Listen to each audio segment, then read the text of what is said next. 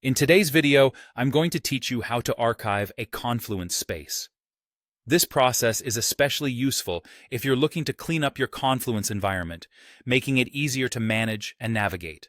So let's dive in and take you through it step by step to ensure you can do this seamlessly. First, let's start from your Confluence homepage.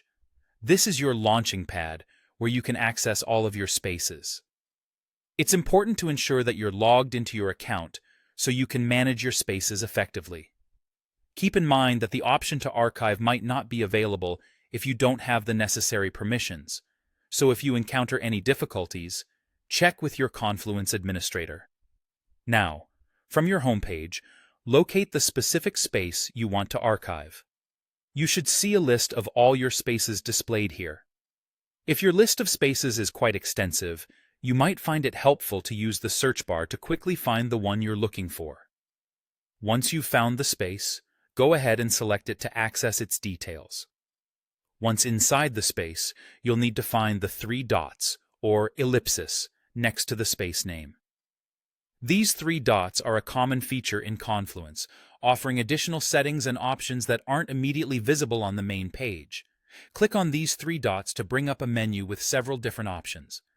The next step is to select the Archive Space option from the menu. This option is specifically designed for archiving the space and will move it into an archived status.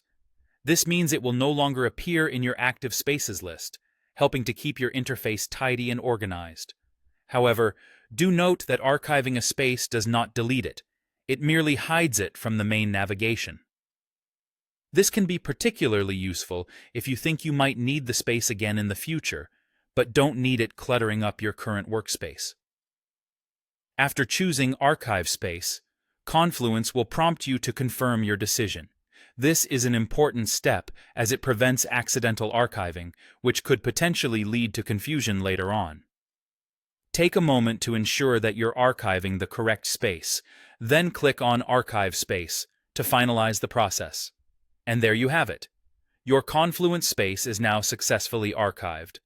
Archiving spaces is a simple yet effective way to maintain a clean and efficient workspace.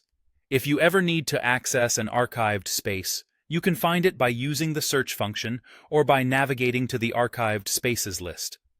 Thank you for watching, and I hope this guide has been helpful. If you have any questions, feel free to reach out in the comments section below. Happy archiving!